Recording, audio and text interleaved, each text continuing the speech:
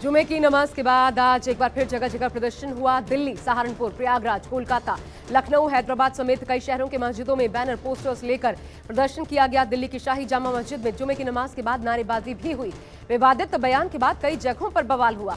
UP में 109 लोग गिरफ्तार। रांची में जिस जगह बवाल हुआ उसी जगह हनुमान चालीसा का पाठ किया गया। जमीन पर बैठकर यहां पर हनुमान चालीसा का पाठ हुआ। बता दें, रांची के हिंसा प्रभावित इलाके में कर्फ्यू लगा दिया गया है। दिल्ली से लेकर प्रयागराज तक भारी बवाल। सहारनपुर में नुपुर शर्मा की गिरफ्तारी की मांग को लेकर जमकर बवाल हुआ। सैकड़ों लोगों ने जुमे की नमाज के बाद यहां प्रदर्शन किया। पुलिस ने जब प्रदर्शनकारियों को रोकने की कोशिश की तो लोग पुलिस से भिड़ गए।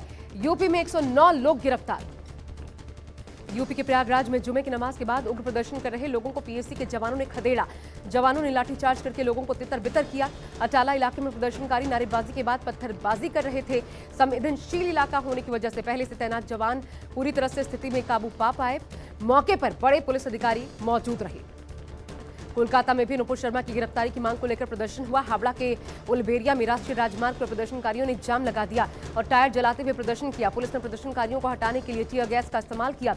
इसके बाद पुलिस को निशाना बनाकर ईंट पत्थर चलाए गए।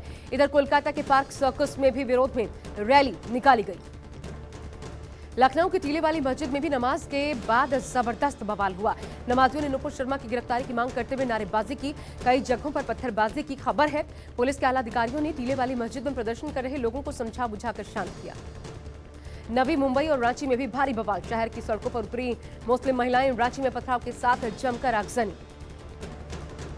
यूपी में प्रदर्शन पर सीएम योगी के सख्त निर्देश। सुरक्षा व्यवस्था से कोई भी खिलवाड़ न करे।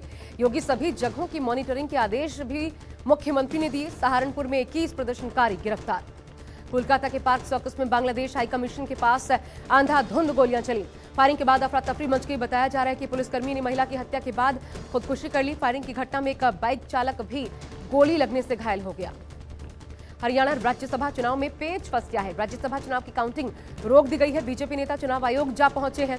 इधर कांग्रेस विधायक किरण चौधरी और बीबी बत्रा पर बीजेपी ने गलत तरीके से वोट डालने के आरोप लगाए और इनके वोट को रद्द करने की मांग उठाई है। बीजेपी का एक प्रतिनिधिमंडल थोड़ी देर पहले दिल्ली चुनाव आयोग के दफ्तर पहुंचा और वोट रद्द किए जाने की मांग उठाई। हरियाणा राज्यसभा चुनाव में भी पेच फंस गया है। बीजेपी के बाद कांग्रेस नेता भी पहले चुनाव आयोग पहुंचे। कांग्रेस नेताओं ने वोट रद्द नहीं करने की मांग की।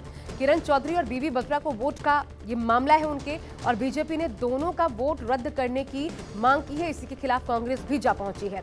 महाराष्ट्र में 6 सीटों के लिए 7 उम्मीदवार मैदान में हैं। शिवसेना को जिताने के लिए ओवैसी के 2 विधायक उनको समर्थन कर रहे हैं। राजस्थान में सुभाष चंद्रा और हरियाणा से कार्तिकेय शर्मा के मैदान में उतरने से पेच फंस गया है। कर्नाटक में 4 सीटों पर 6 उम्मीदवार खड़े हैं। इसके बाद जेडीएस की सीट पर कांटे की टक्कर है। राजस्थान राज्यसभा चुनाव में बीजेपी को झटका लगा। आज बीजेपी विधायक शोभा रानी कुशवाहा का वोट खारिज हो गया। शोभा रानी कुशवाहा ने बीजेपी के अधिकृत प्रत्याशी को वोट देने के बाद अपना दूसरा वोट पार्टी लाइन से अलग हटकर दे दिया था। इस पर पार्टी के पोलिंग एजेंट राजेंद्र राठौड़ ने आपत्ति जाहिर की। आपत्ति दर्ज करने के बाद चुनाव अधिकारी ने वोट खारिज करने का ऐलान कर दिया।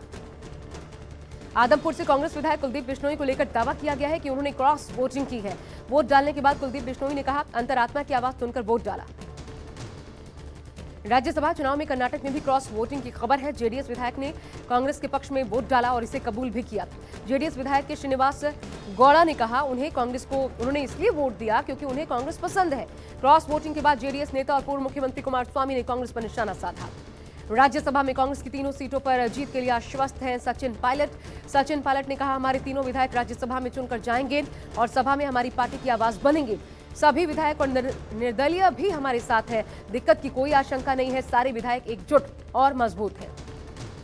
मिशन गुजरात पर पीएम मोदी। चुनाव से पहले पीएम मोदी ने गुजरात को सौगात दी। पीएम मोदी ने अहमदाबाद में राष्ट्रीय अंतरिक्ष संवर्धन और प्राधिकरण केंद्र मुख्यालय का उद्घाटन किया। इसके अलावा पीएम मोदी ने नवसारी में 400 बेड वाले मल्टी स्पेशलिटी अस्पताल का उद्घाटन भी किया।